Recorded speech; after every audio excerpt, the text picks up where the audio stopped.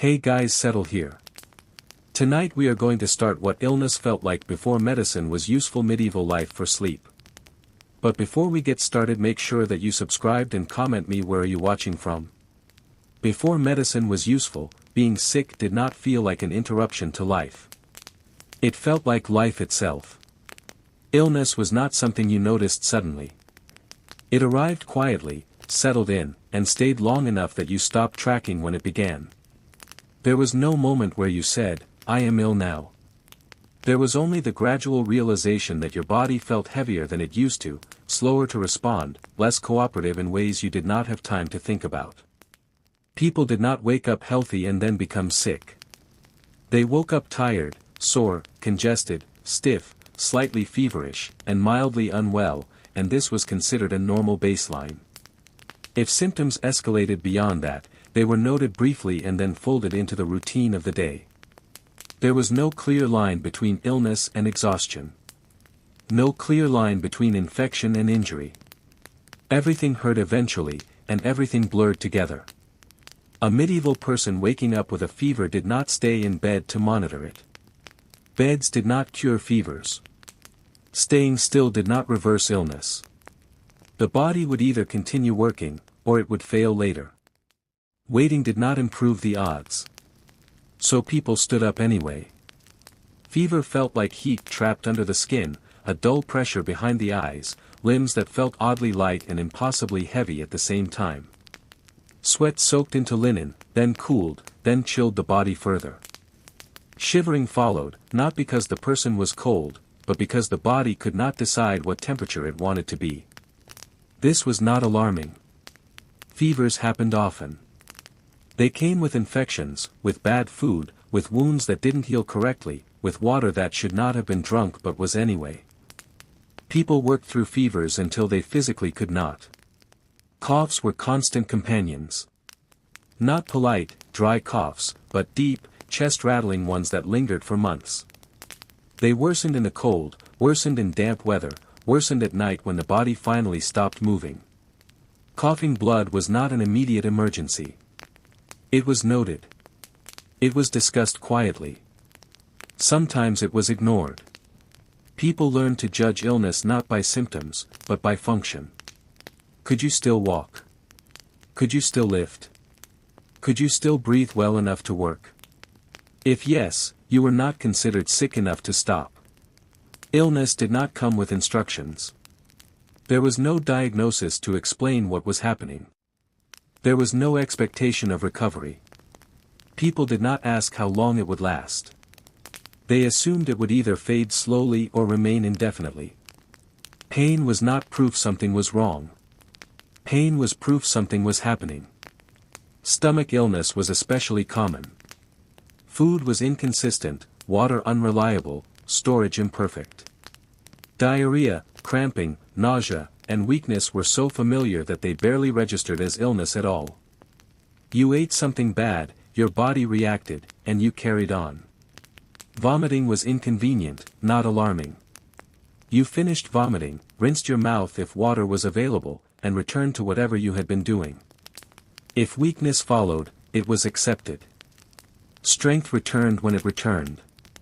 If it didn't, that was unfortunate, but not unusual. Headaches were constant. Some were sharp and sudden. Others were dull, pressing, and permanent. Light made them worse. Noise made them worse. Thinking made them worse. But avoiding light, noise, or thought was not an option. People learned to live inside the headache. They learned which movements intensified it and which ones did not. They learned how to tilt their head slightly to reduce pressure. They learned to ignore the way pain pulsed behind the eyes like a second heartbeat. There was no relief. Only adaptation. Skin infections were common. Small cuts became red, swollen, warm. Pus formed. Pain throbbed rhythmically.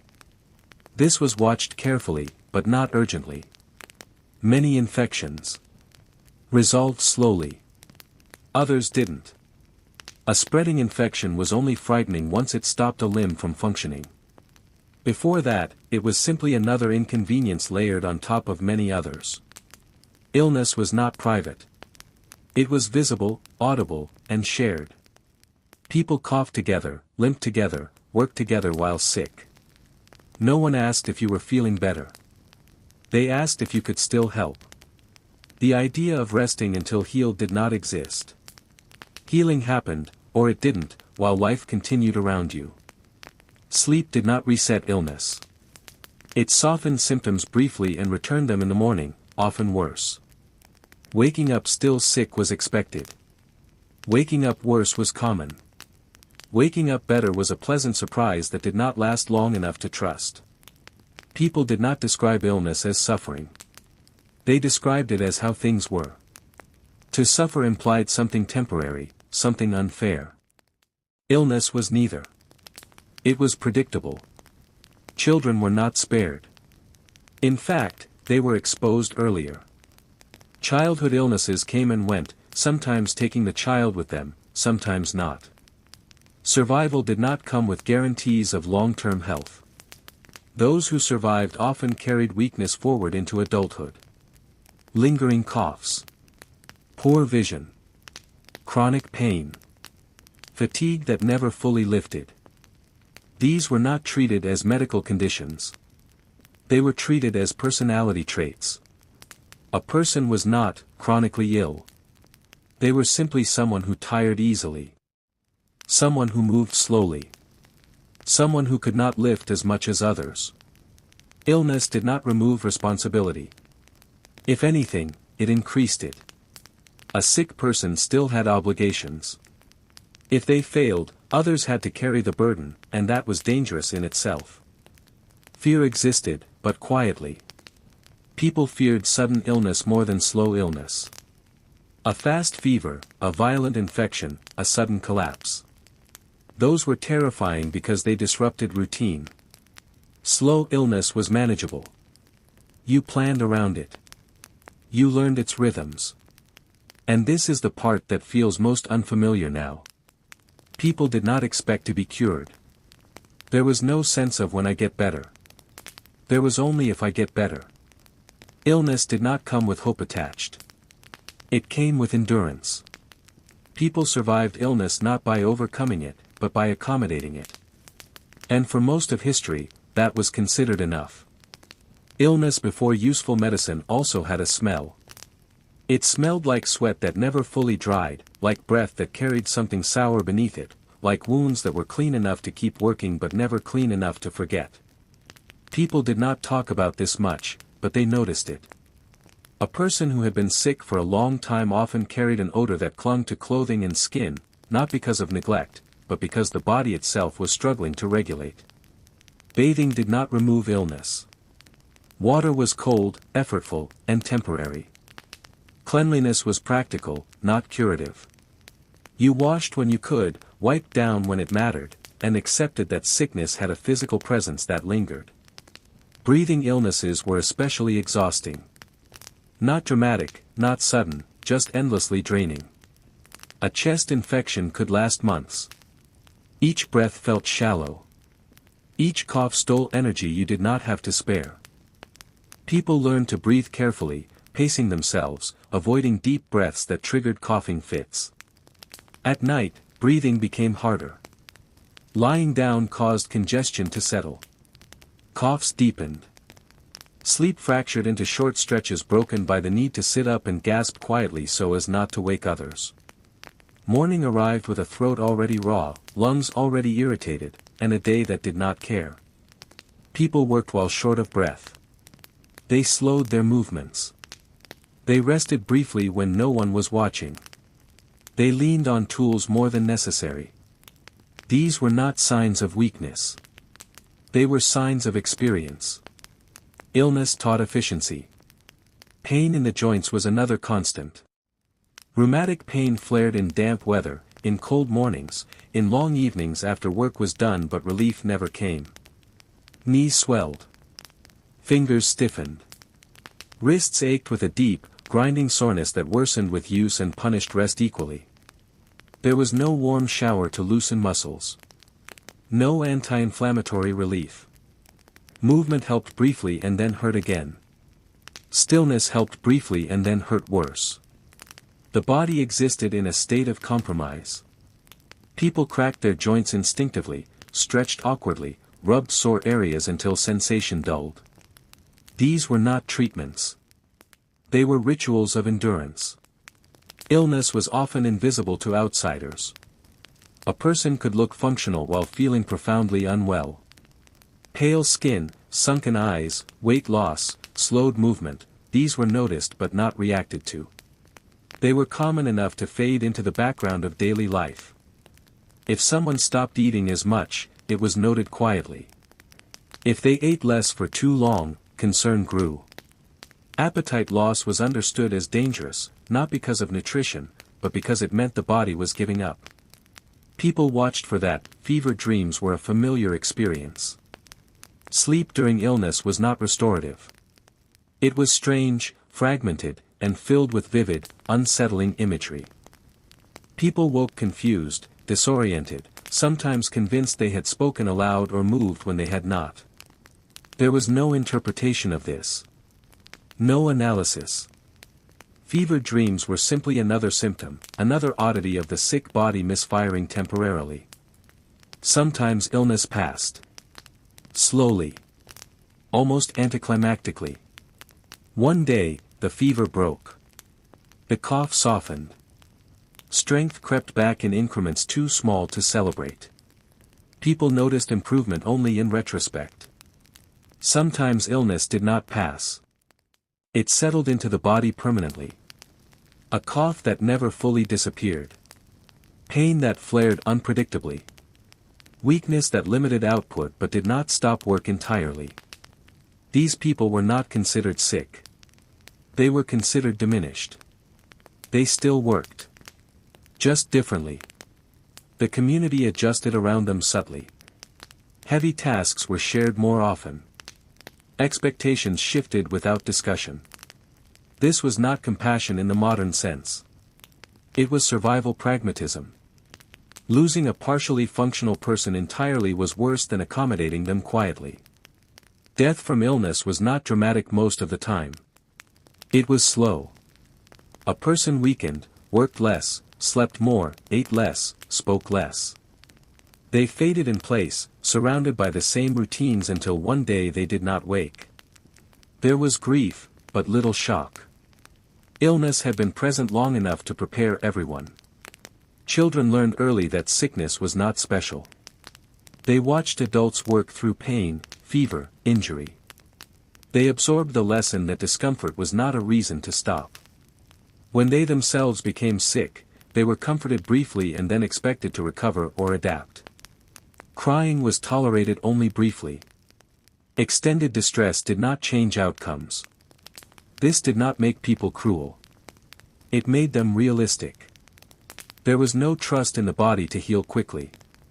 There was no faith in intervention. The body was unpredictable, unreliable, and prone to betrayal. People respected it, but they did not rely on it. Illness shaped personalities. Some people became cautious, conserving energy. Others became reckless, pushing through symptoms aggressively, daring the body to keep up. Neither approach guaranteed survival. Superstition filled the gaps where medicine did not exist. Illness was blamed on imbalance, bad air, divine will, unlucky timing. These explanations were not comforting so much as explanatory. They gave illness a narrative, which made it easier to accept. But even superstition did not promise cure. It promised meaning. Pain without meaning is harder to endure. Meaning made endurance possible. And still, despite all of this, most illness was not fatal. It was merely exhausting. Draining. Persistent. People lived long stretches of life feeling unwell by modern standards and considered it ordinary. Energy was rationed carefully. You did not expect to feel good. You expected to feel capable enough. That was the goal. The body was not something you optimized. It was something you used until it failed. And when it failed slowly, you worked around the failure. Illness before useful medicine was not a crisis to be solved. It was a condition to be managed. Quietly. Continuously. Without expectation of relief. People did not ask, "How do I get better?" They asked, "How do I keep going like this?" And for most of human history, that question had only one acceptable answer. You did. Illness also changed time. When you are healthy, time moves forward. When you are sick, time pools. Days stop feeling distinct. Pain blurs mornings into afternoons. Fatigue erases the edges between tasks. You remember events not by date, but by symptoms. That was during the cough. That was when my leg still worked. That was before the fever returned. People did not measure recovery in days. They measured it in seasons. If you were still alive by spring, that was improvement. If you made it to harvest, that was survival. Chronic illness meant living in a body that never fully synced with the world around it. Work schedules did not adjust. Weather did not care. The sick body lagged behind reality and was punished for it. There was no concept of resting until you're better. Rest was temporary, conditional, and earned. You rested only when your body forced it, and even then, rest felt dangerous. Staying still too long meant weakness. Weakness meant dependency. Dependency meant risk. So people returned to work early. Too early. Always too early. They worked while dizzy. While nauseous. While feverish. While barely able to focus their eyes. Mistakes happened. Injuries followed. Illness compounded itself quietly. Painkillers as we understand them did not exist. Alcohol dulled sensation briefly, but borrowed pain from later. Herbal remedies varied wildly in effectiveness. Some soothed. Some did nothing. Some made things worse. No one could reliably tell which would help. Most treatment was observational. You watched the body. You waited. You adjusted expectations. Serious illness rearranged households. Someone else picked up tasks. Children took on adult responsibilities early. Old people worked until they physically could not, then faded into the background of daily life, still present but less visible. Care existed, but it was limited. People brought food. They kept fires going. They helped someone sit up, drink, breathe more easily. Comfort was practical, not emotional. There were no long conversations about fear. Fear was assumed. Illness stripped dignity quietly. Bodily functions became unreliable. Weakness caused accidents that adults pretended not to notice. Shame existed, but it was rarely discussed. There was no language for it. You did not explain your illness. You endured it. Pain changed how people spoke. Voices softened when breath was limited. Speech slowed when thinking required effort. Silence became common, not because people had nothing to say, but because saying it took too much energy. The sick listened more than they spoke. Some illnesses changed personality. Long pain shortened tempers. Fatigue dulled humor. People became quieter, sharper, or strangely detached. These changes were noted, but not analyzed. Everyone understood that pain reshaped the mind. Mental illness existed, but without a name. Melancholy. Lethargy. Withdrawal. These were treated as character traits, not conditions. A person who stopped engaging was seen as worn down by life, not unwell. Sometimes they were. Sometimes they recovered without explanation. Sometimes they did not. Infectious illness moved through communities like weather. Predictable, unstoppable, indifferent. People knew when sickness season was coming. They prepared not by prevention, but by expectation. When illness arrived, households adjusted. Tools were shared. Fields waited as long as they could. Then work resumed anyway. There was no quarantine as a moral act. Isolation was practical, but limited. You could not isolate if you needed to eat. You could not isolate if animals needed care. So illness spread, slowed, spread again. Survival often came down to resilience rather than treatment. Bodies that could tolerate prolonged stress lasted longer. Bodies that could not, didn't. This was not considered unfair. It was considered natural.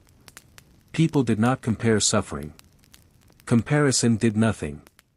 Pain was universal enough to make ranking irrelevant. Illness before medicine was not a story with an arc. There was no clear beginning, middle, and end. It arrived gradually, lingered unpredictably, and left quietly or not at all. There were no miracles. Only variants. Some people survived things others did not. No one knew why. Luck was acknowledged openly. So was loss. When death came, it often felt expected. The body had been negotiating for a long time. Eventually, it stopped. There was mourning, but little disbelief. Life continued immediately. Fields needed tending. Meals needed cooking. Children needed watching. Grief existed alongside work, not instead of it. Illness taught people something modern life often forgets. That feeling good is not the baseline. Function is. If you could stand, you stood. If you could work, you worked. If you could breathe, you breathed and carried on. Comfort was not assumed. Relief was not promised. Recovery was hoped for, but never demanded. And still, people lived. Loved. Raised children. Built communities. Created art. Sang songs. Laughed when energy allowed. They did all of this while unwell by modern standards. Illness did not pause life. It shaped it. And because there was no alternative, people became astonishingly good at living inside limitation. Not heroically. Not optimistically. Just steadily. Quietly. Enduring. Aging, before medicine, was not a separate phase of life. It was illness stretched thin over time. There was no moment when someone became elderly. Bodies simply accumulated damage until movement grew cautious, memory grew uneven, and strength quietly receded. People did not retire from labor. Labor retired them. Age was measured less by years and more by limitation. When you stopped lifting heavy loads. When walking took planning. When cold lingered longer in the bones. When wounds healed slower, or not at all. Old age was visible early. Many people in their 40s moved with the careful restraint we now associate with much later life. A straight back was unusual. Quick movement was suspicious. Pain had already written itself into posture. There was no treatment for decline. You adapted or you didn't. Hands lost dexterity. Vision blurred. Hearing faded. Teeth disappeared. Balance became unreliable. These were not crises. They were transitions. Life adjusted around them without ceremony. Older people remained useful as long as possible. They watched children. They repaired tools slowly. They sorted grain. They told stories. When usefulness faded, presence remained. And when presence became burdensome, people simply took up less space. No one said this aloud. Illness and aging blended together until neither could be separated. A cough lingered for years. A limp became permanent. A tremor grew familiar enough that others stopped noticing it. Pain did not define identity. It framed it. People planned around their bodies, not their ambitions. They knew which days would be worse. Which weather hurt more. Which tasks were no longer worth attempting. Expectation narrowed gently over time. There was no getting better from age. Only managing.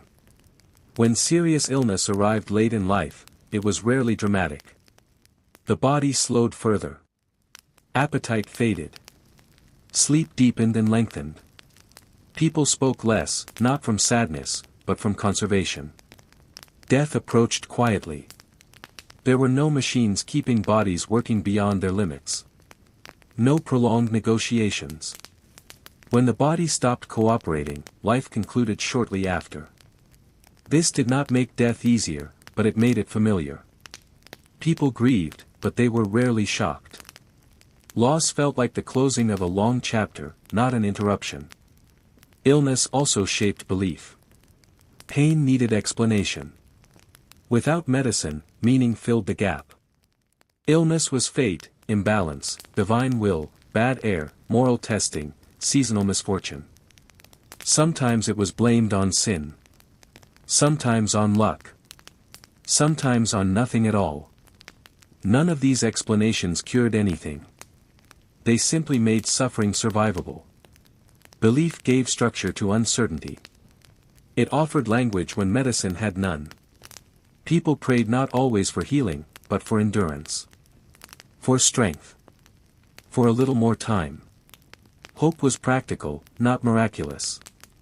Care, when it came, was human. Hands holding cups. Someone sitting nearby in silence. Someone doing your work while you couldn't. No one expected comfort to eliminate pain. Comfort existed to make pain tolerable. That distinction mattered. Illness before medicine forced people into a different relationship with the body. The body was not an object to optimize. It was an unpredictable companion. You did not expect it to function perfectly.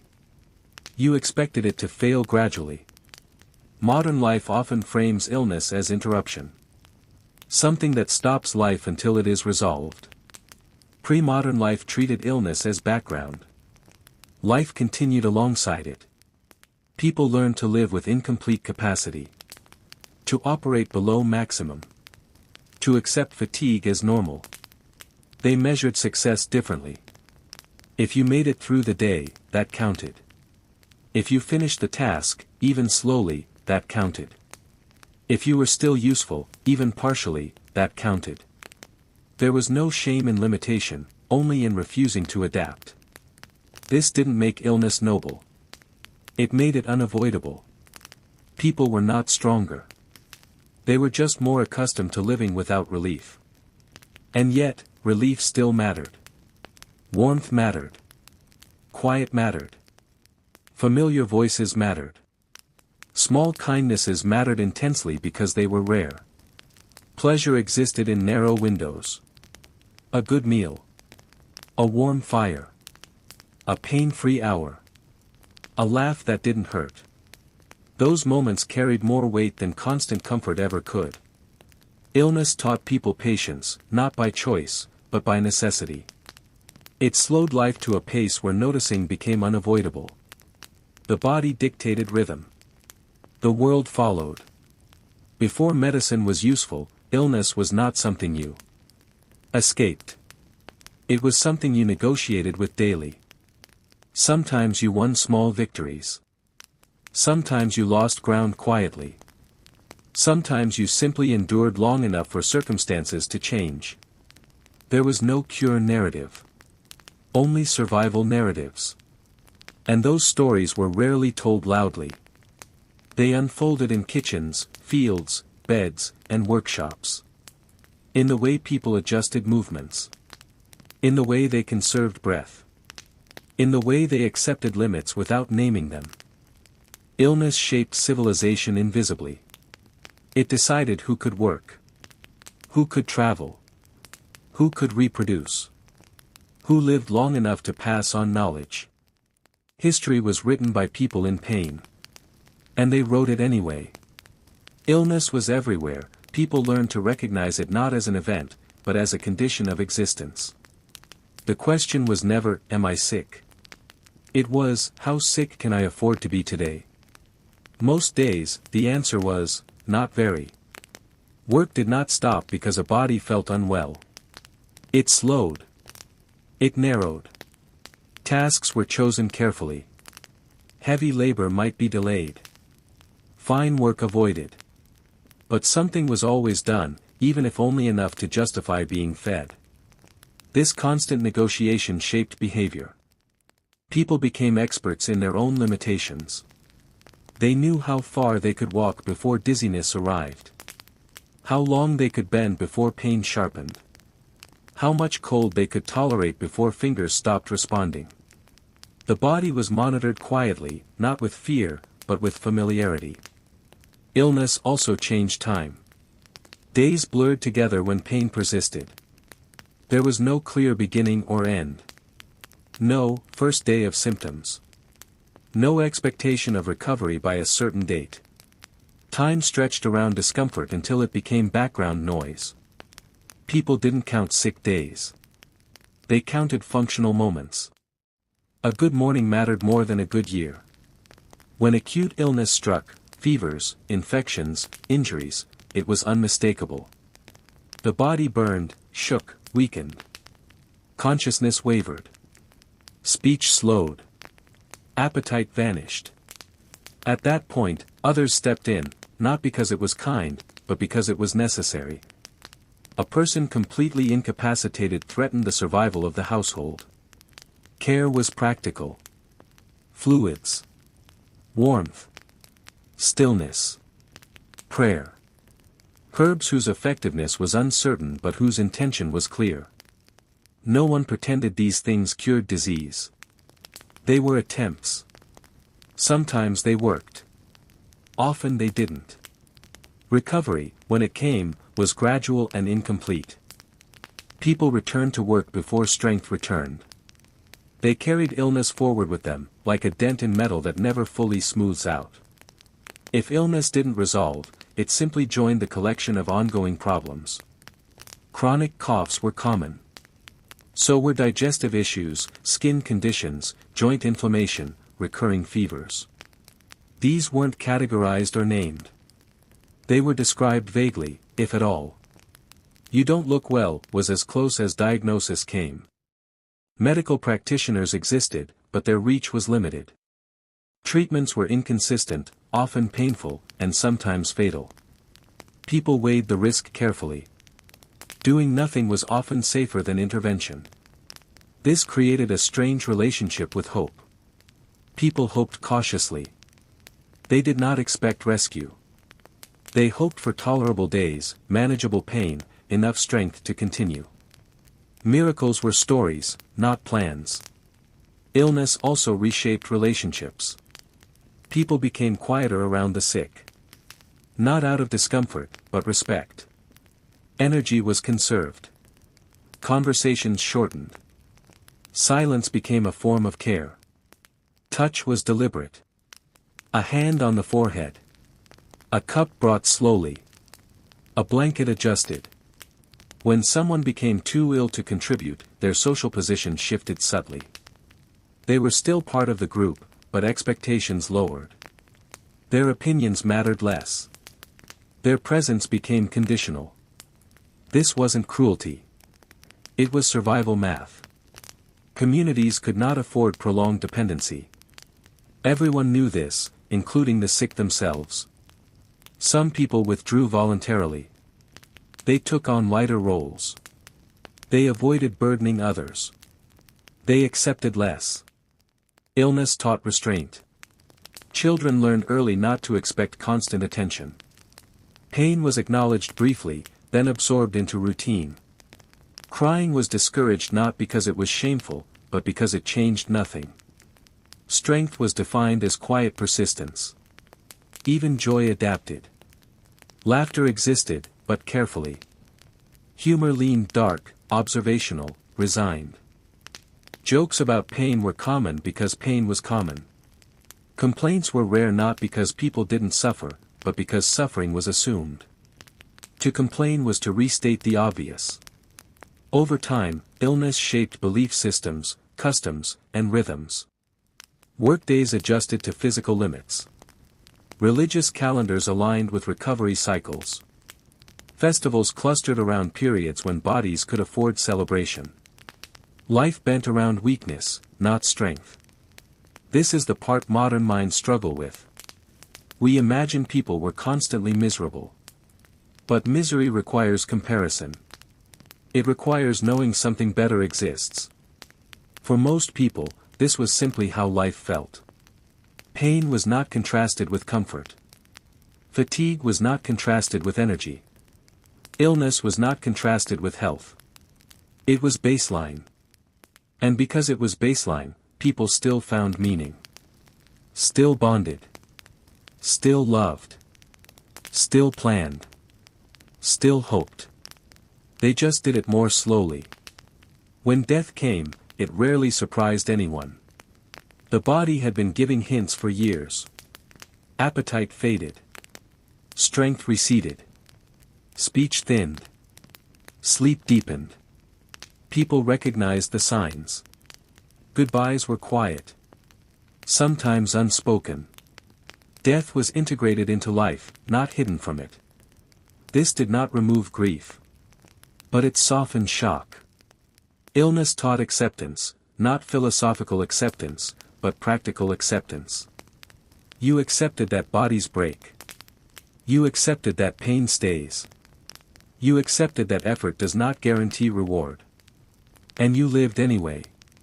Before medicine was useful, illness wasn't something that happened to life. It was the texture of life itself. Illness also changed how people understood the future. Plans were small and flexible. You didn't imagine yourself years ahead in good health. You imagined next week, maybe next season. Long-term goals existed, but they were framed loosely, with the understanding that the body might not cooperate. People prepared less for success and more for interruption. A strong body today did not guarantee a strong body tomorrow. Everyone had seen that proven wrong. Because of this, ambition moved differently. It wasn't absent, but it was tempered. People aimed for continuity, not optimization. Staying functional mattered more than improving circumstances. Stability was the dream. This mindset shaped craftsmanship. Tools were designed to work even when hands were stiff or sore. Workflows assumed fatigue. Tasks were repetitive because repetition required less decision-making when the body was weak. Efficiency came from familiarity, not speed.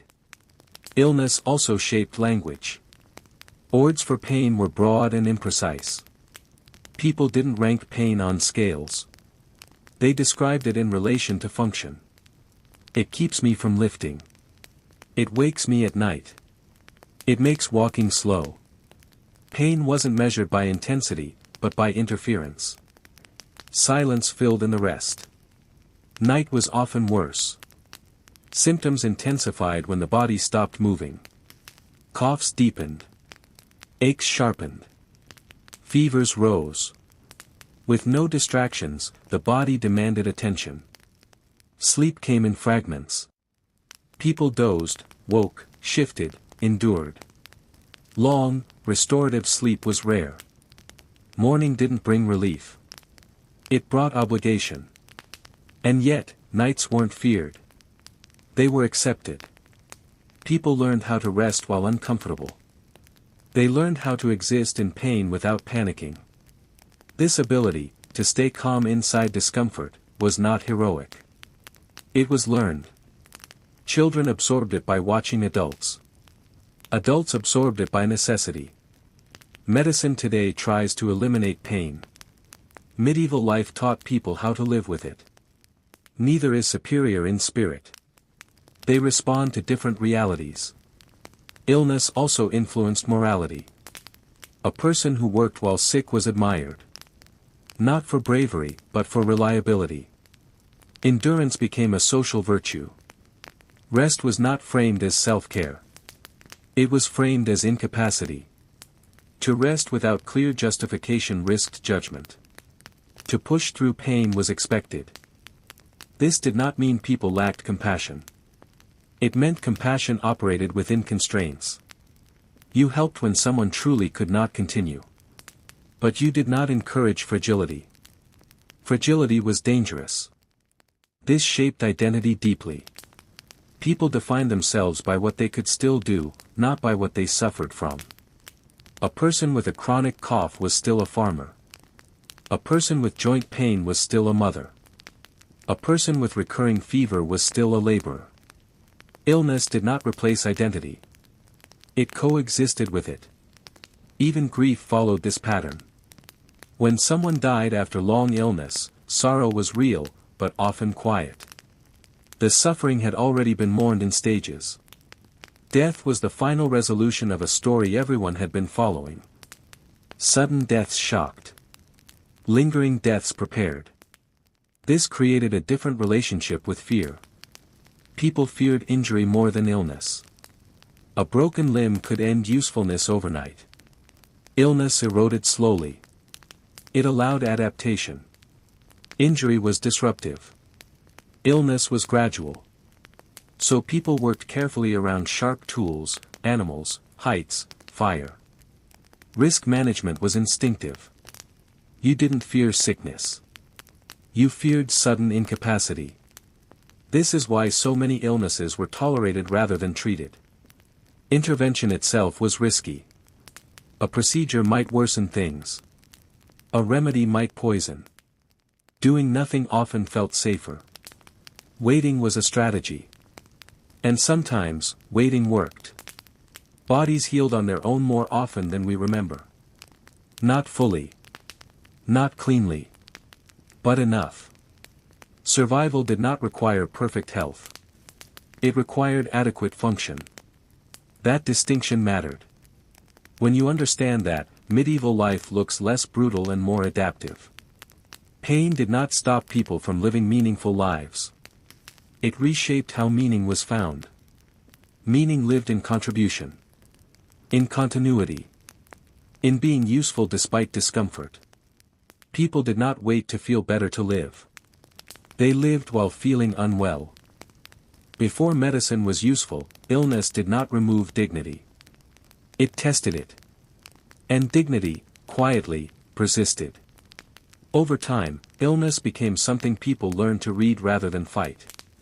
Bodies were watched closely, not with medical knowledge, but with familiarity. A cough that changed tone meant something. A fever that came only at night meant something else. Skin color, appetite, energy, all became signals. People became observers of their own decline or recovery. There was no rush to label what was happening. Labels didn't help. Patterns did. Someone might say, this is the kind of sickness that fades by spring, or this is the one that comes back every winter. Illness was seasonal, cyclical, expected. People planned around it the way they planned around weather. This didn't mean hope was absent. It was just quieter. Hope wasn't built on cures. It was built on endurance.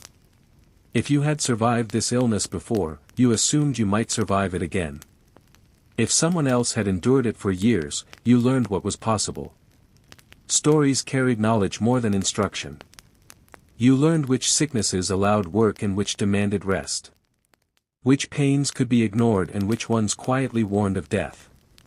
None of this was written down. It was absorbed. Illness also changed social rhythm. Villages slowed when sickness spread. Not out of fear, but necessity. Productivity dipped. Tasks were shared. Expectations lowered slightly. Not enough to stop life. Just enough to keep it moving. Care came in practical forms. Someone took over feeding animals. Someone fetched water. Someone sat nearby, not to heal, but to witness. Being seen mattered more than being fixed. Touch was common. Comfort wasn't medical. It was human. Even without understanding infection, people understood presence. And sometimes, presence was all that could be offered. Children grew up knowing sickness intimately. They watched adults cough blood, walk with pain, recover partially, relapse, continue. They learned early that the body was not reliable, and that this was normal. This knowledge didn't produce anxiety the way it might today. It produced realism. Expectation adjusted early. This shaped adulthood profoundly. People didn't panic when symptoms appeared. Panic wasted energy. They assessed. They adapted. They continued. Fear existed, but it was selective. Certain signs caused quiet preparation. Affairs were arranged. Tools were passed on. Goodbyes were implied rather than spoken. Other signs were ignored. A fever that broke by morning was forgotten. A limp that lingered became part of the walk. A pain that stayed became part of the body. Illness rarely paused life completely. It bent it. This bending shaped culture. Work songs were slow. Rituals allowed sitting. Religious practice included kneeling and resting. The pace of life assumed weakness. That assumption created a strange kind of mercy. There was less pressure to perform at peak capacity. Peak capacity was rare. Adequate capacity was celebrated. A person who showed up at all mattered. In this way, illness was not an exception. It was the background condition. And against that background, health was not perfection. Health was simply the ability to keep going. As time passed, illness shaped not just bodies, but identity. People were not described as healthy or sick in permanent terms. They were described as having survived something, carrying something, recovering from something, or waiting out something. The body was seen as a changing state, not a fixed condition. Someone wasn't weak. They were still affected. Someone wasn't dying. They were not improving. Language softened reality without denying it. Because denial was useless. Illness did not arrive with urgency. It crept in. A cough that stayed too long. A fever that returned every few weeks. A fatigue that made the walk to the well slightly slower each day. There was rarely a single moment where someone became sick. They simply became less well. And because the change was gradual, people adjusted alongside it. Workload shifted quietly. Expectations lowered without announcement. Tools were adapted. Routes shortened. Tasks shared. This wasn't kindness. It was survival logic. A village that discarded people when they weakened wouldn't last long. So illness became accommodated. Not cured. Not eliminated. Accommodated. Pain, too, followed this logic. Pain was not measured. It was ranked. There was pain you worked through. Pain you rested through. Pain you prepared for. Only the last kind caused concern. Everything else was background noise. This meant people developed an extraordinary tolerance, not because they were braver, but because they had no alternative reference point. There was no memory of pain-free adulthood for most people. So pain did not feel like something had gone wrong. It felt like something was functioning as expected. This shaped emotional life. People did not catastrophize symptoms. Catastrophe required sudden change. Illness was slow. The mind learned to coexist with discomfort rather than fight it. An aching joint wasn't alarming. A headache wasn't urgent. Even weakness wasn't necessarily frightening. Fear was reserved for signs that broke pattern. Rapid weight loss. Sudden confusion. Bleeding that didn't stop. Pain that escalated instead of settling. Those signs triggered quiet preparation. Not panic. Preparation. Because panic didn't help the body, and it didn't help the community. Death, when it came, was rarely dramatic. It arrived the way illness had lived, gradually. Someone stopped joining meals. Someone stayed seated longer. Someone slept through the morning bell. Eventually, someone didn't get up. There were no machines to intervene. No alarms. No frantic decisions. Only recognition. People knew when a body was no longer negotiating with survival. And when that moment came, the response was subdued. Not because people didn't care, but because grief had learned to live alongside work, hunger, cold, and fatigue. Grief didn't stop the world. It bent it slightly. Funerals were brief. Mourning was practical. Life resumed because it had to. This didn't mean loss hurt less. It meant pain already had a place. Illness also shaped beliefs. Gods were not asked to remove pain. They were asked to explain it, to justify it, to give it meaning. Pain without meaning was unbearable. Pain with meaning could be endured. So illness became moral, spiritual, symbolic. Suffering purified. Endurance proved worth. Survival demonstrated favor. These beliefs didn't heal bodies, but they stabilized minds. They turned chaos into narrative. And narrative is easier to live inside than randomness. For healers, herbalists, midwives, monks, medicine was not about fixing. It was about comforting the process. Reducing suffering slightly. Supporting the body's attempt. Offering ritual, routine, reassurance. Sometimes herbs helped. Sometimes they didn't. Sometimes they harmed. But the expectation was never certainty. Only effort. A healer who promised recovery would be distrusted. A healer who promised presence would be welcomed. This made care deeply personal. Healing wasn't scalable. It wasn't standardized. It was relational. And when it failed, blame was rare. Failure was expected. What mattered was that something had been tried. Over centuries, this created a world where illness was woven into daily life rather than segregated from it. There were no sick days. There were only days when you did less. There were no hospitals as destinations. There were beds at home. There was no sharp line between living and dying. Only gradual transitions. And because of this, people feared illness differently than we do now. They didn't fear diagnosis. They feared incapacity. They didn't fear symptoms. They feared being unable to contribute. They didn't fear pain itself. They feared pain that prevented function. In that world, usefulness was survival. And illness was tolerated as long as it didn't remove you from the rhythm of life. Illness was inevitable, people learned to live around it rather than against it. There was no concept of getting back to normal, because normal already included pain, weakness, and unpredictability. Recovery didn't mean returning to a previous state. It meant reaching a new, workable balance. Someone might never fully regain strength after a fever. That wasn't failure. That was the outcome. Life adjusted. Tasks were reassigned permanently. Roles shifted quietly. A person who once lifted now supervised. Someone who once walked far stayed close to home. Identity evolved with the body. This made medieval life surprisingly flexible. Rigid expectations would have collapsed under constant illness.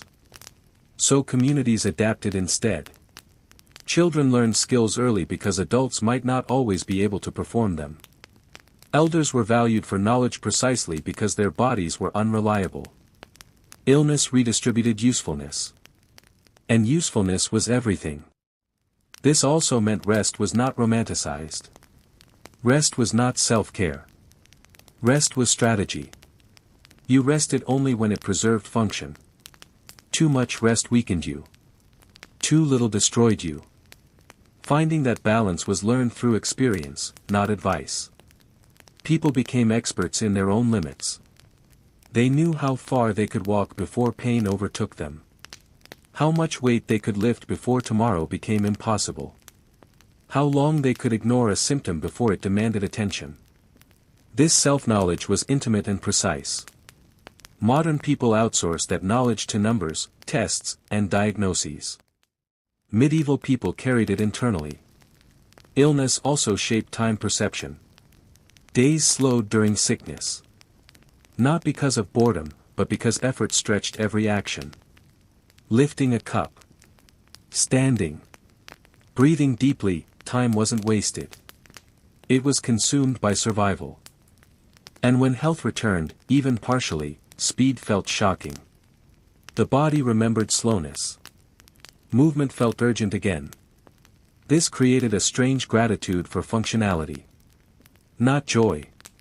Relief. Relief that today you could stand. Relief that today you could eat without pain. Relief that today you could finish what yesterday interrupted. This relief wasn't celebrated loudly. It was absorbed quietly. Joy was rare. Relief was constant. Children learned this early. They watched adults push through sickness without ceremony. They saw illness not as drama, but as routine disruption. This normalized fragility. A child learned that bodies fail gradually. That strength fluctuates. That suffering doesn't always announce itself. This made emotional resilience less about optimism and more about acceptance. Acceptance wasn't passive. It was practical. You didn't ask why illness happened. You asked what still needed to be done. That mindset shaped morality. Complaining excessively was discouraged, not because pain wasn't real, but because it consumed energy others needed. Silence wasn't repression. It was efficiency. People spoke about pain when it changed something. When it altered capability. When it signaled danger. Otherwise, pain was private. This doesn't mean medieval people were emotionally numb. They laughed. They loved. They feared. They mourned. But emotion existed alongside discomfort, not in the absence of it. Happiness didn't require wellness. It required moments. A warm fire. A full bowl. A day without worsening symptoms. Small things mattered intensely. Illness sharpened appreciation because it narrowed focus. When you can't rely on tomorrow, today becomes sufficient. This also affected ambition. People didn't plan decades ahead. They planned seasons. Health was too unpredictable for long horizons. So goals were immediate. Finish the harvest. Survive the winter. See the child grow a little older. This grounded life in the present, not philosophically, but biologically. Illness made futurism impractical. And because the future was uncertain, attachment deepened. People valued presence more than potential. A person who was there mattered more than one who might succeed later. This made relationships dense, sometimes claustrophobic, but strong. You lived with sickness together. Care wasn't outsourced. It was shared. When illness struck hard, the community absorbed it. Not heroically. Habitually. And when it overwhelmed the body, death followed without medical interruption. Death wasn't failure. It was the final outcome of a long negotiation. People accepted it the way they accepted weather, hunger, and aging. Not with indifference. With realism. This realism shaped courage. Courage wasn't dramatic bravery. It was persistence. Getting up again. Working again. Eating again. Trying again. Even when the body protested.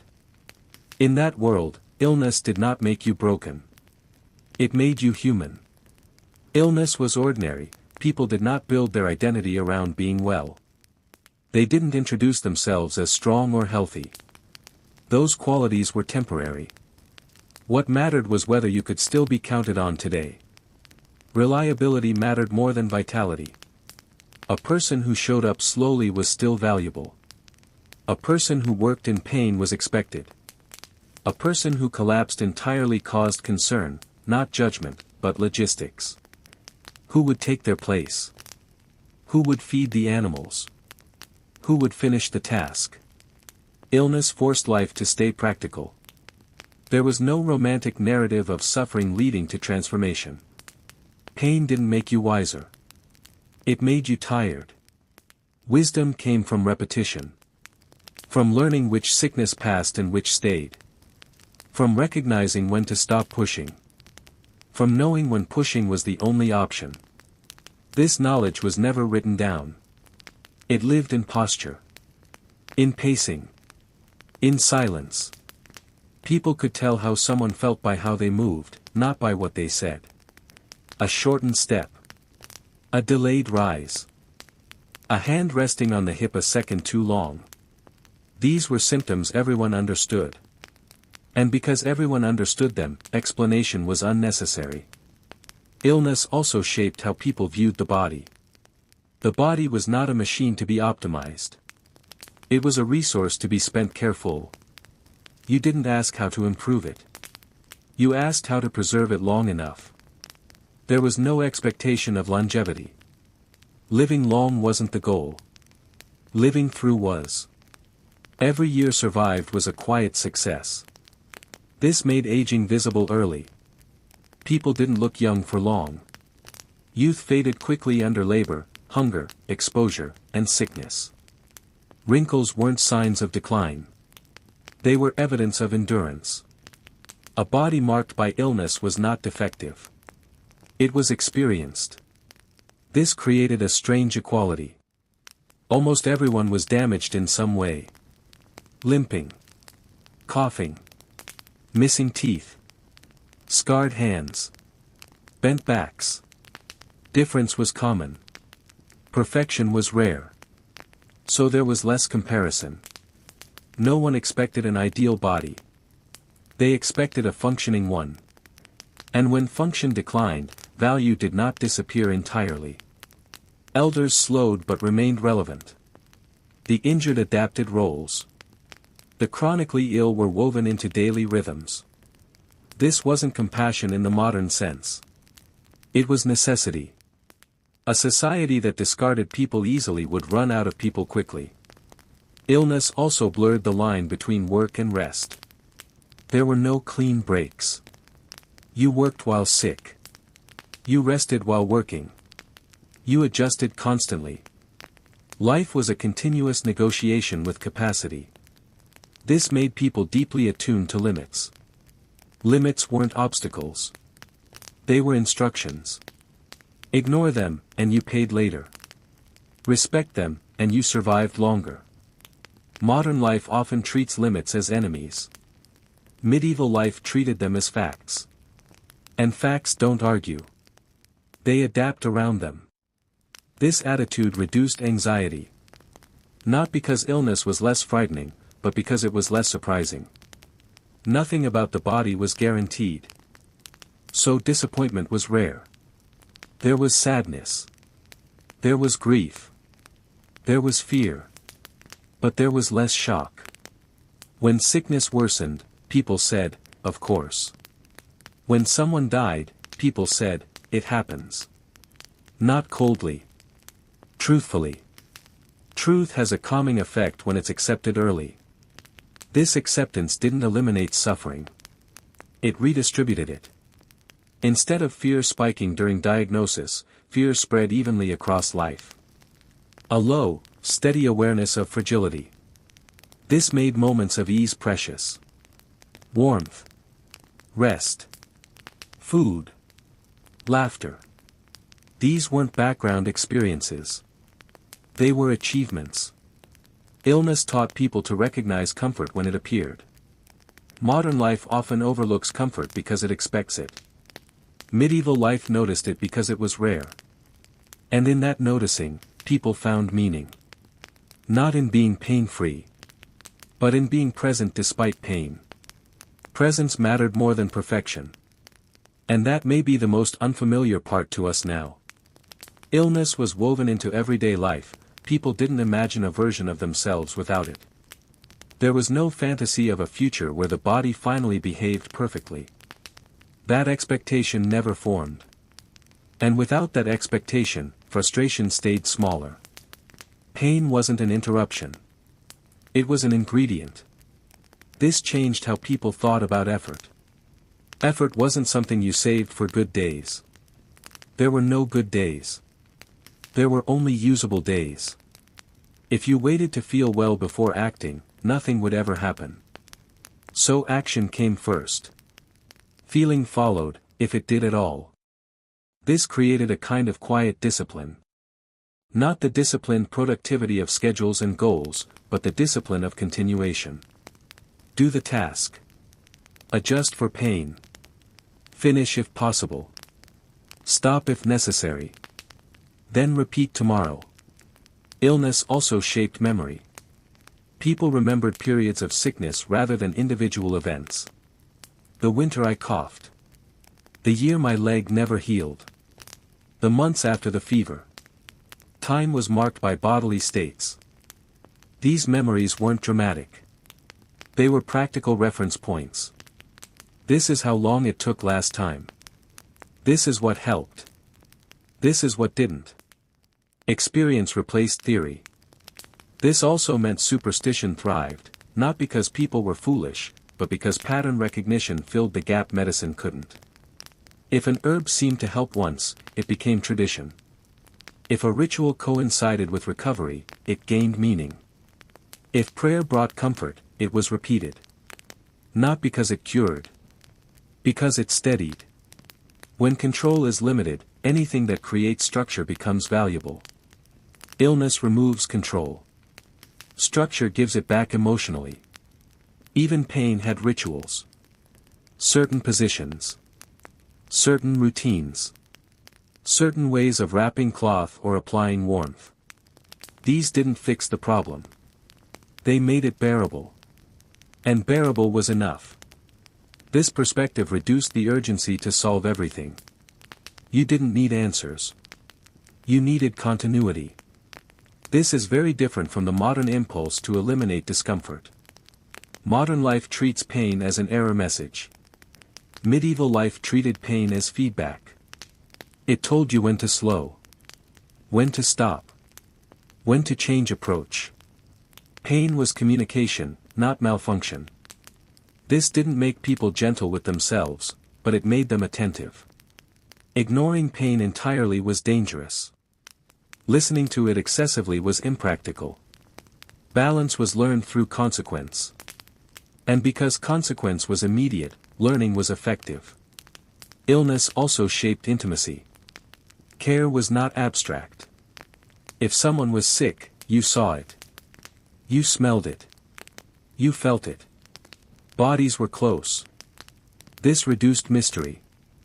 And with it, fear. Illness was visible, tactile, shared. Not a diagnosis hidden behind walls. People learned early that bodies leaked, failed, and recovered imperfectly. This stripped illness of shame. You weren't embarrassed to be sick. You were embarrassed to be useless. That distinction mattered. It framed illness as condition, not character. Someone could be ill and still honorable. Still valuable. Still loved.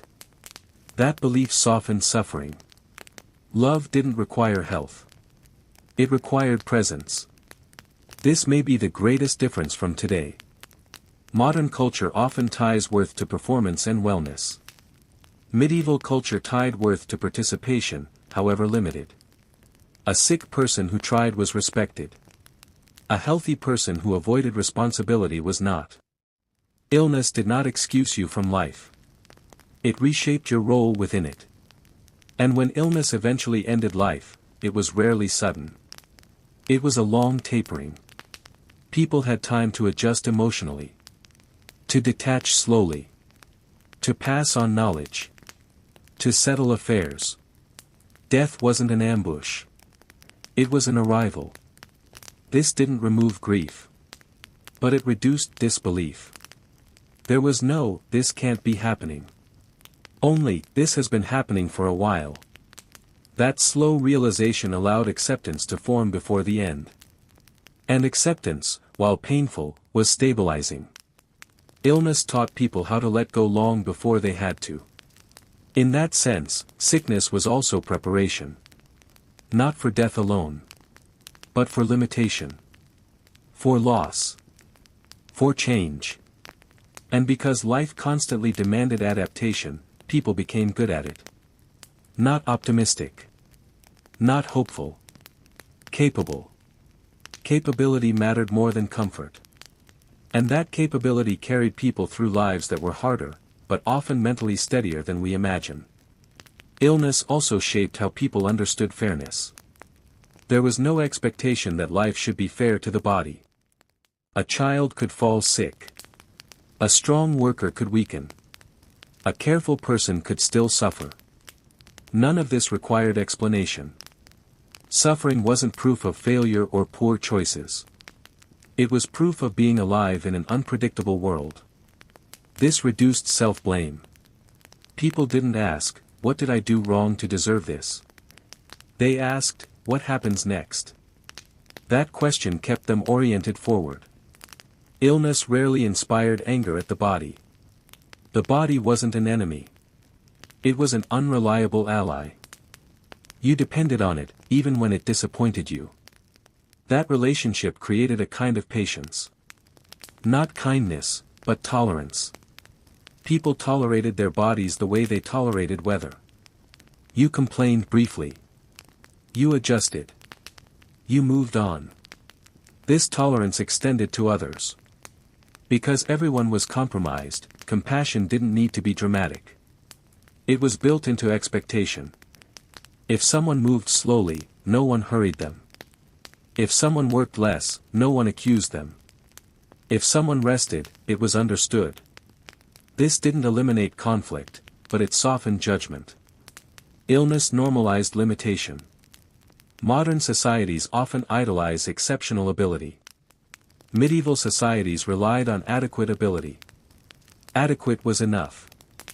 This also influenced how people approached risk. They didn't avoid risk to preserve perfect health. They accepted risk because health was never perfect anyway. People climbed, lifted, traveled, and worked despite illness. Avoidance would have meant starvation.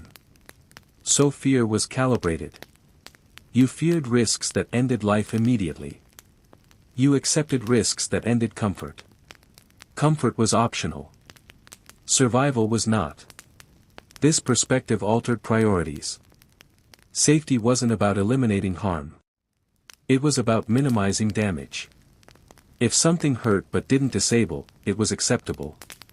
If something endangered function, it was reconsidered. This practical calculus governed daily decisions. Illness, in this way, sharpened judgment. People didn't live recklessly, but they lived decisively. Hesitation wasted energy. And energy was limited. This also shaped storytelling. Stories didn't center on miraculous recovery. They centered on endurance. Heroes weren't healed. They continued. Legends praised persistence more than relief. A person who lived long with pain was admirable. A person who overcame pain entirely was rare, and suspicious. Pain that vanished without explanation was unsettling. It disrupted expectation. Expectation was the anchor of mental stability. People knew what to expect from illness. That knowledge reduced anxiety. Not because outcomes were good, but because they were familiar. Familiarity dulls fear. This is why medieval people could live alongside sickness without constant dread.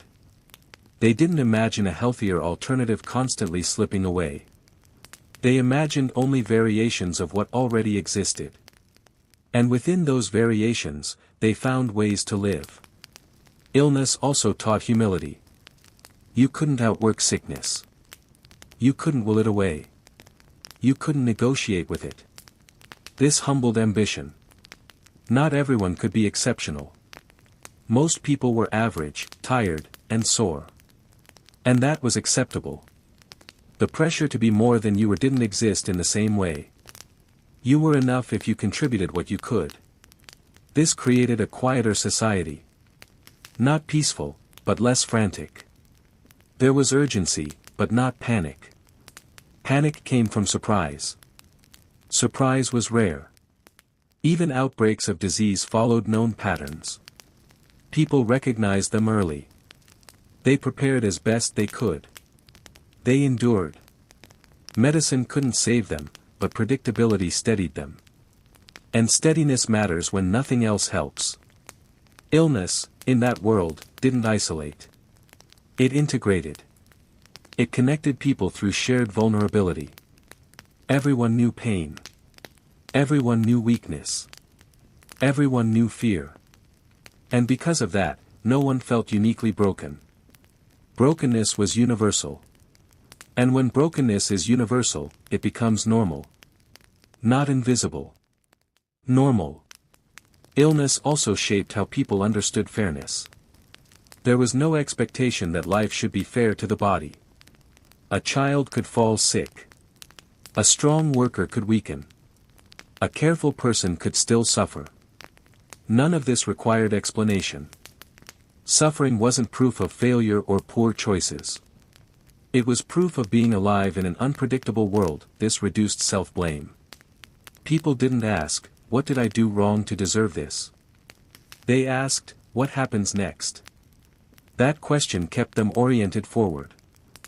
Illness rarely inspired anger at the body. The body wasn't an enemy.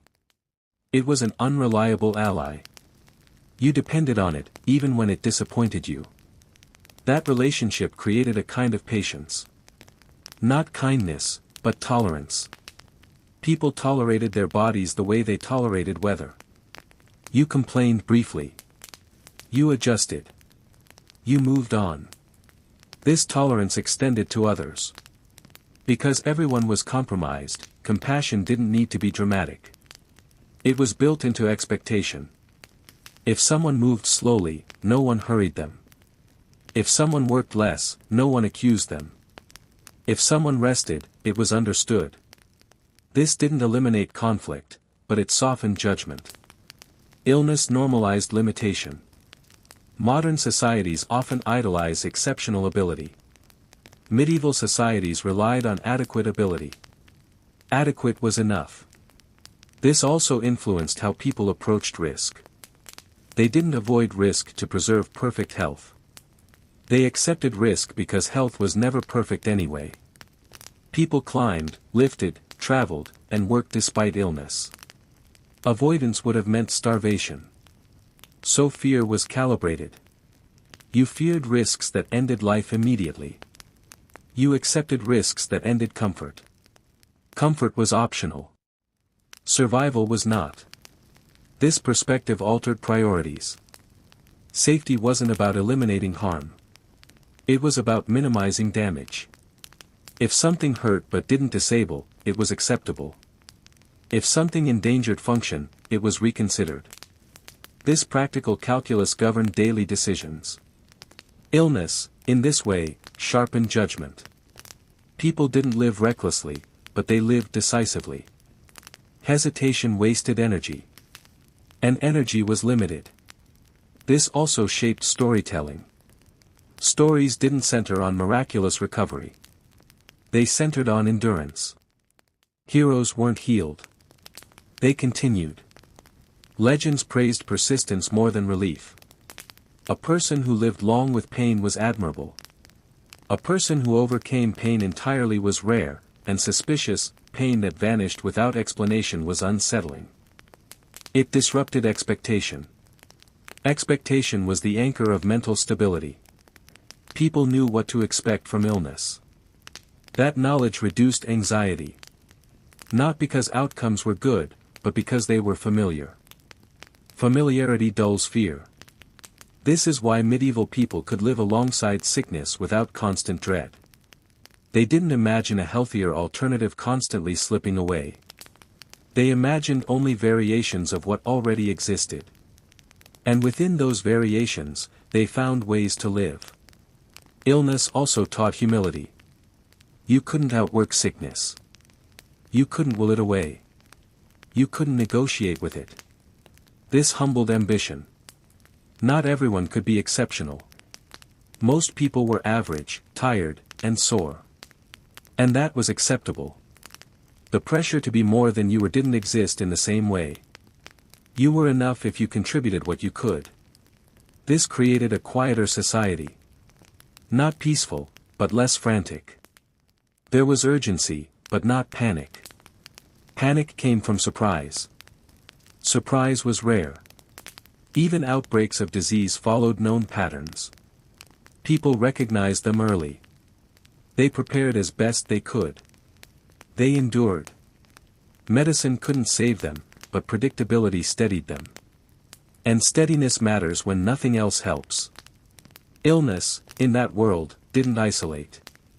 It integrated. It connected people through shared vulnerability. Everyone knew pain.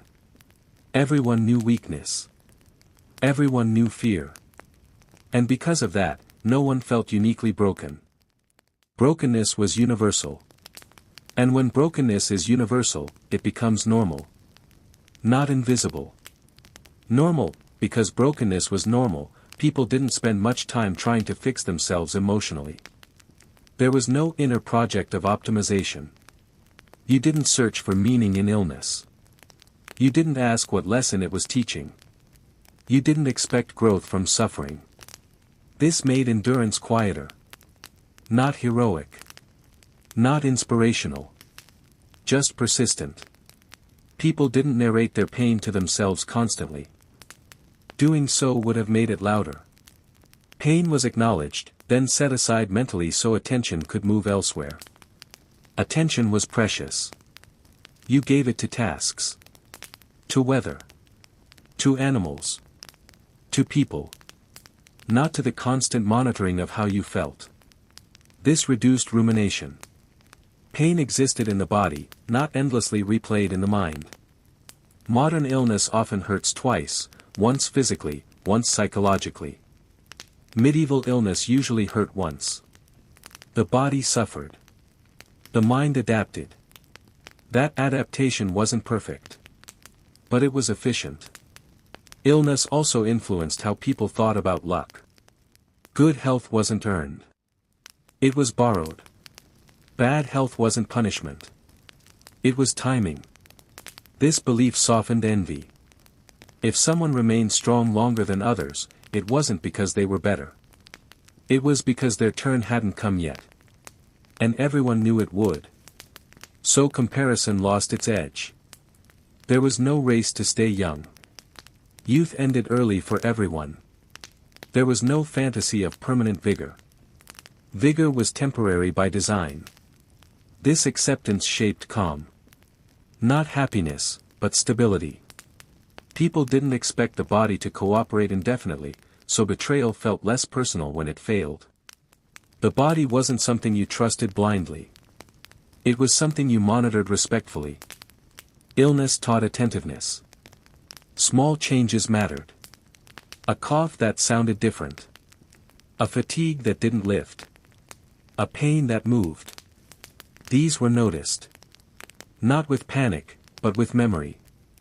People compared symptoms to past experience rather than worst-case scenarios. They asked, is this like last time? Not, what if this is the worst? This grounded fear in history instead of imagination. And imagination is where fear grows fastest. Illness also shaped patience. Healing was slow. Sometimes non-existent. You waited because waiting was unavoidable. This trained people to tolerate uncertainty. Not knowing outcomes. Not knowing timelines. Not knowing if improvement would come, uncertainty became livable. This is something modern people struggle with deeply. We are accustomed to plans, estimates, projections. Medieval life had none. So uncertainty didn't feel like failure. It felt like reality. Illness existed inside that reality. And because it was everywhere, it didn't dominate attention. It shared space with hunger, cold, work, and time. No single hardship stood alone. They overlapped. This overlap prevented obsession. You couldn't fixate on pain when 5 other problems needed immediate attention. Life pulled you outward constantly. That outward pull stabilized mental health in ways we rarely acknowledge. Illness also affected memory of the past. People didn't remember being pain-free as a lost paradise. There was no golden age of health to mourn. Childhood was not pain-free. Adolescence was not pain-free. Adulthood was certainly not pain-free. So nothing felt stolen. Nothing had been promised. Expectation defines disappointment. And expectation was low. This doesn't mean people were resigned or hopeless. They were invested. Invested in surviving another day. Another season. Another task. Meaning came from continuation, not cure. And because continuation was possible even with illness, life retained value. Even when shortened. Even when painful. A life didn't have to be comfortable to be worth living. That belief carried people through conditions that would terrify us now. Illness did not erase dignity. Dignity came from effort, not ease. And effort was always available, even in weakness. Illness was expected, people built lives that could bend. Work was shared. Tasks were flexible. Roles overlapped. If one person slowed, others absorbed the weight. Not out of charity, but necessity. Everyone knew they would need the same grace eventually. This made cooperation practical, not moral. Illness reshaped time. Days weren't measured by productivity. They were measured by light, hunger, and ability. If strength faded early, the day ended early. If pain surged, the task changed. Time adjusted to the body, not the other way around. There was no guilt for stopping. Stopping was survival. Modern people feel shame when the body interrupts plans. Before medicine, interruption was the plan. The body led. The schedule followed. Illness also changed how people spoke. Language around pain was simple. My chest is tight. My head burns. I cannot stand today.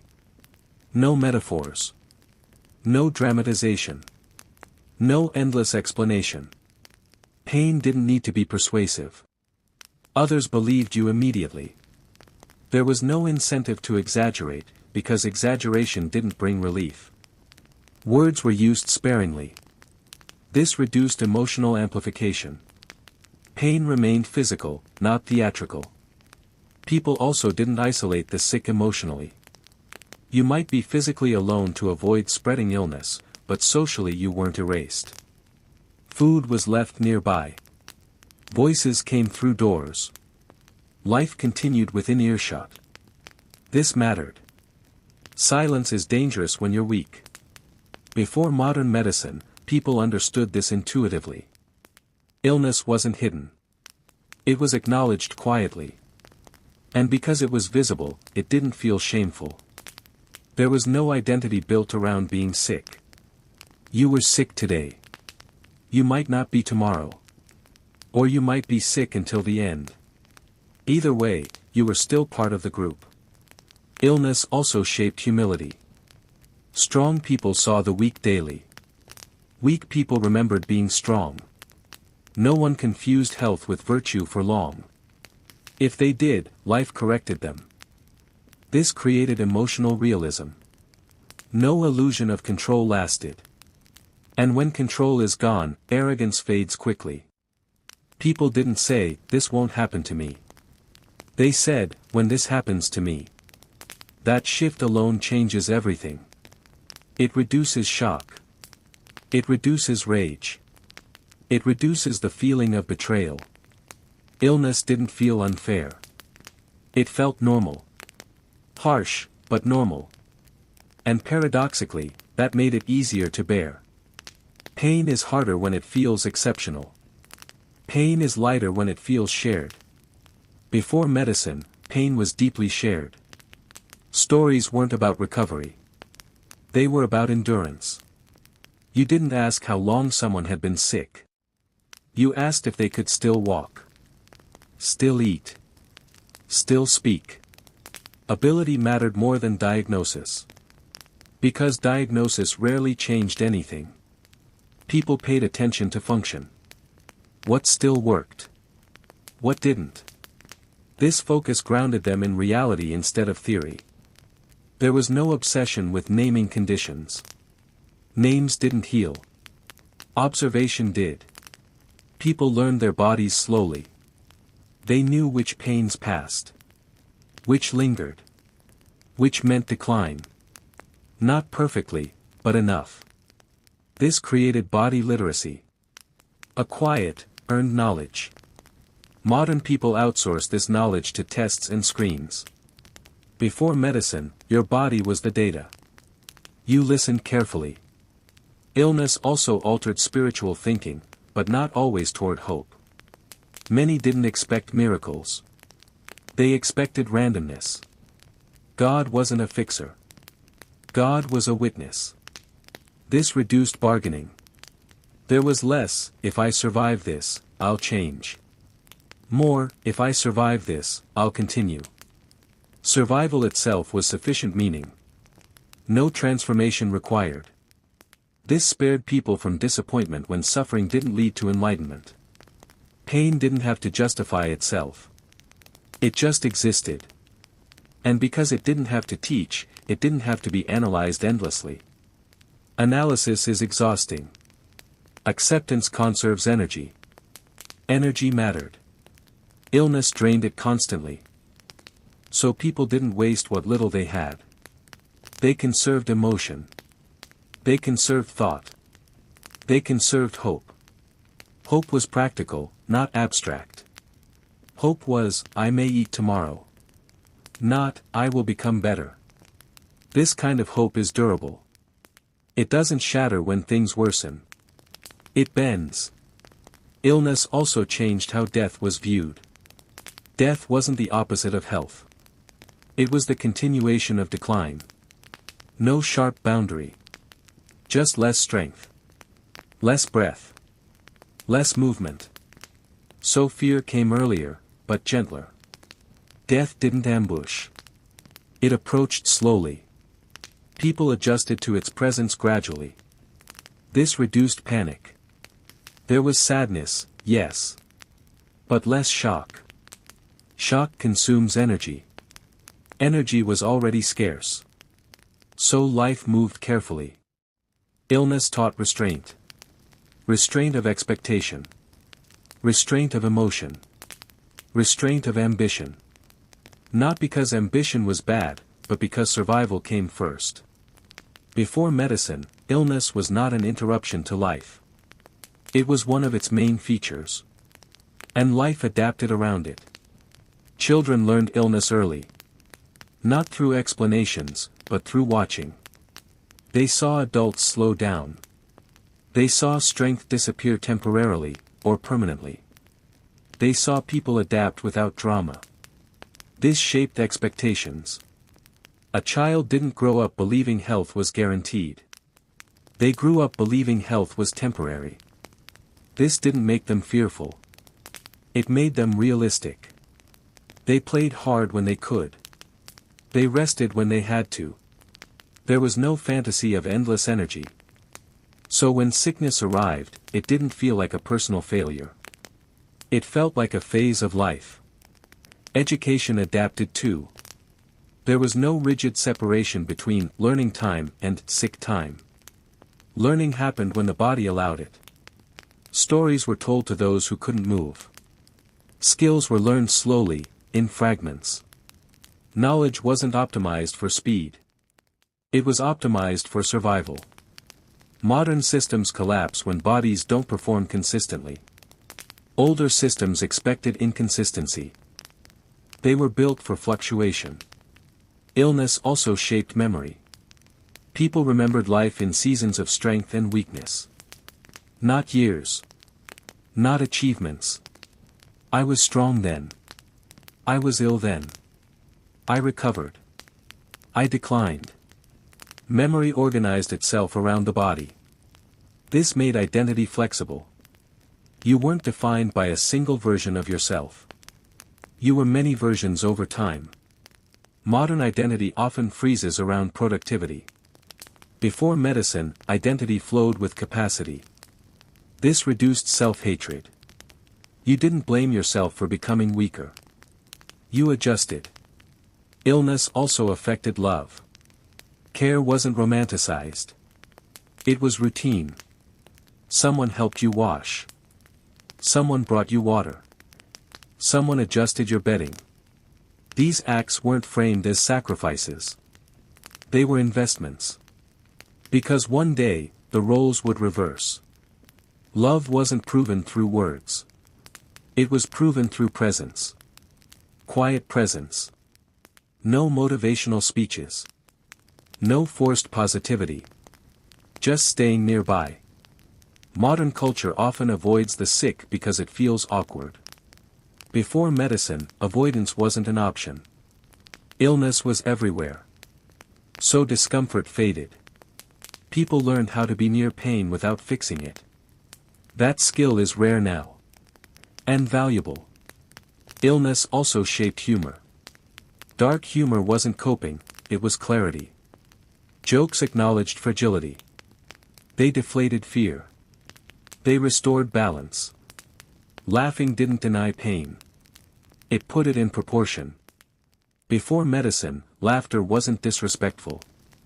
It was grounding. It reminded people they were still alive. Still human. Still connected. Illness also changed how people planned the future. Plans were loose. Promises were conditional. If I am able. If health allows. If I am still here. These phrases weren't pessimistic. They were accurate. Accuracy reduces disappointment. Modern optimism often creates fragile expectations. Before medicine, expectations were flexible. This made joy sharper when it arrived. A good day wasn't assumed. It was noticed. Energy wasn't wasted on entitlement. Gratitude wasn't practiced. It emerged naturally. Because relief was real. Illness also shaped silence. There were long stretches of quiet. Not awkward silence. Resting silence. The body demanded it. Silence wasn't filled with distractions. No constant noise. No endless stimulation. This allowed pain to rise and fall naturally. Pain peaks faster in silence. But it also fades faster. Constant distraction can stretch pain indefinitely. Before medicine, silence was unavoidable. And strangely, helpful. People learned to sit with discomfort without panicking. Panic worsens pain. They discovered this empirically. Not through studies. Through survival. Illness also influenced authority. Those who had been sick were trusted. They weren't seen as weak. They were seen as informed. They understood limits. They understood consequences. Leadership wasn't based on endurance alone. It was based on judgment. Judgment improves when you've been forced to slow down. Modern culture often rewards those who ignore their bodies. Before medicine, those people didn't last long. Nature enforced humility. Illness also affected how people aged. Aging wasn't a shock. It was an extension of familiar decline. The transition felt gradual, not dramatic. There was no sudden realization of mortality at 40 or 50. Mortality had been visible since childhood. This softened midlife crises. There was less obsession with reclaiming youth. Youth was never assumed permanent. Illness taught impermanence early. That lesson stayed. Before medicine, life was not lived at maximum intensity. It was lived at sustainable intensity. This conserved strength. And conserved meaning. People didn't ask, am I living my best life? They asked, can I continue?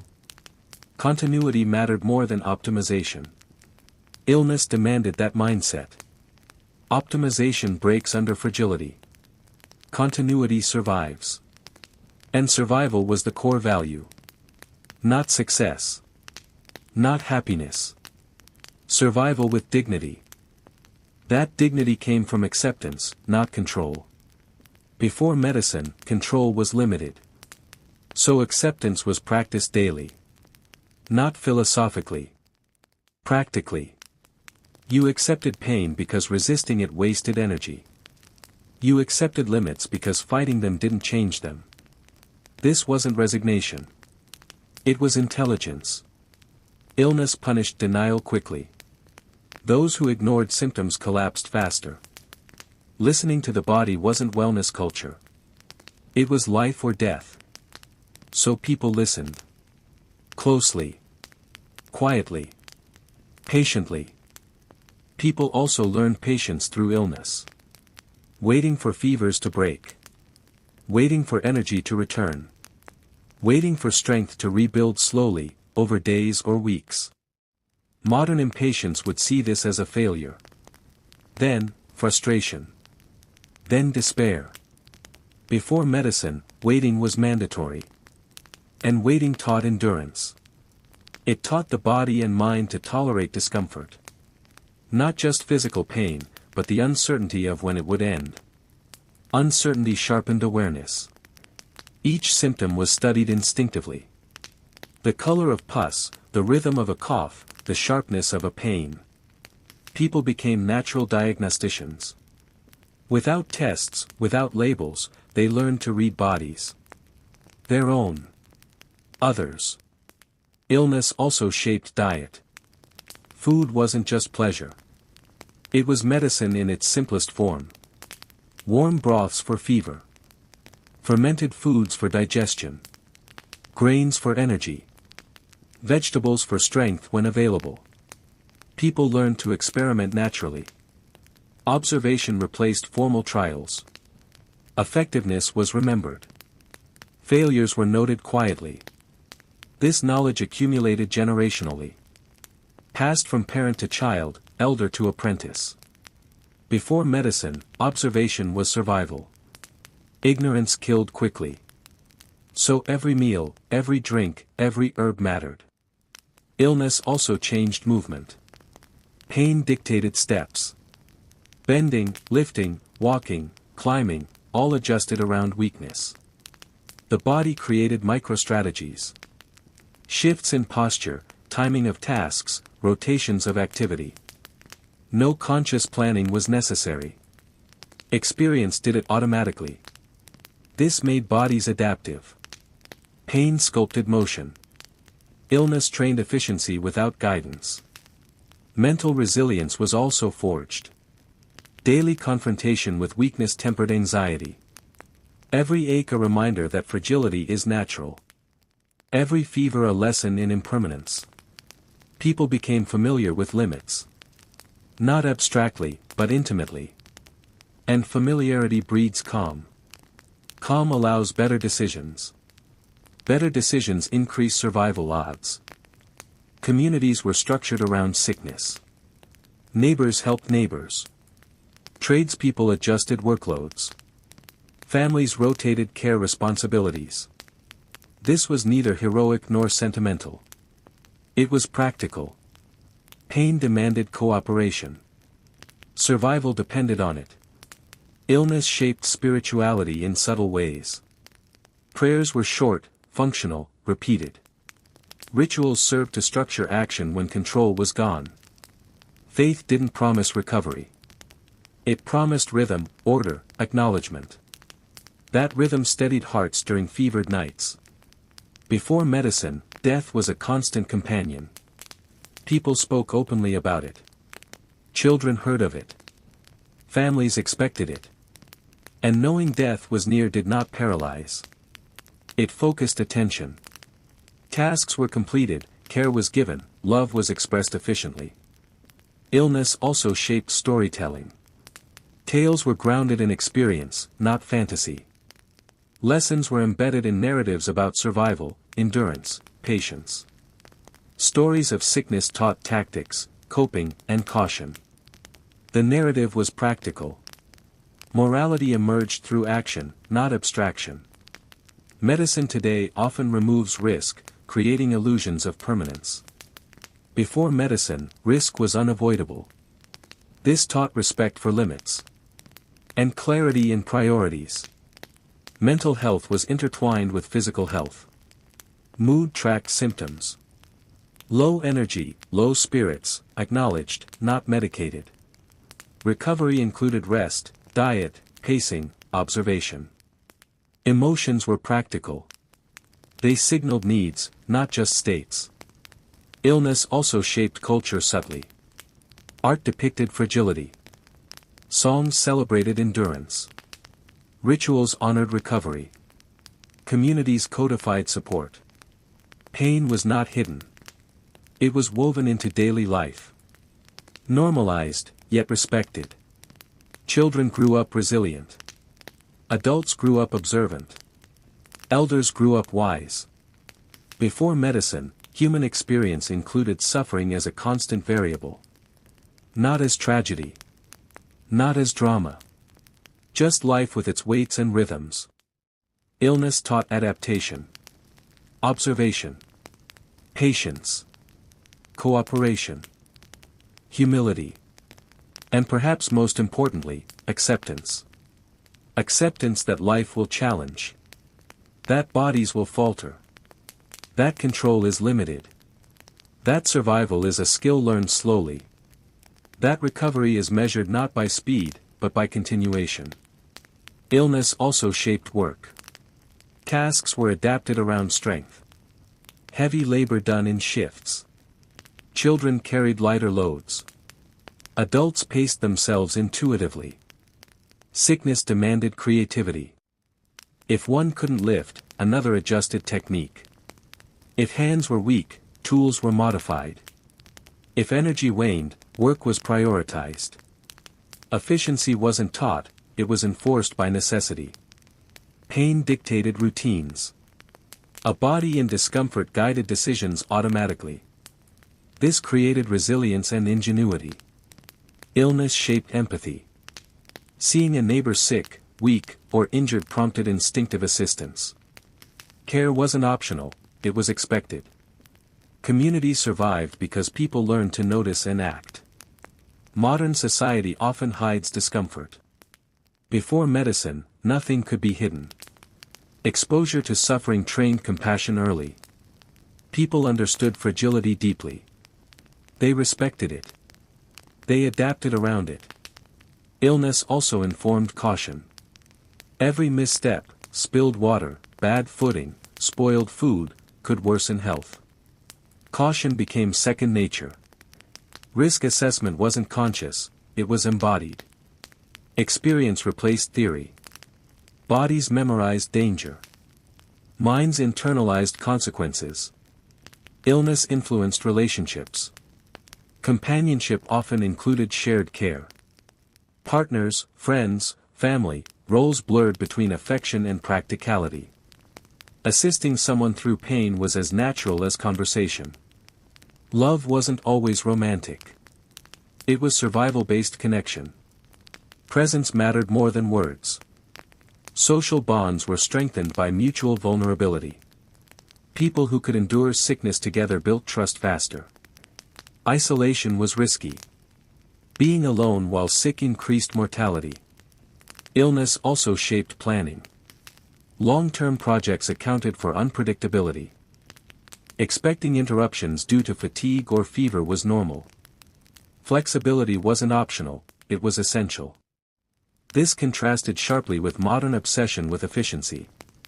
Before medicine, efficiency without flexibility was fatal. Illness shaped personal priorities. People measured life not by ambition, but by capability. You can only do what your body allows, became the guiding principle.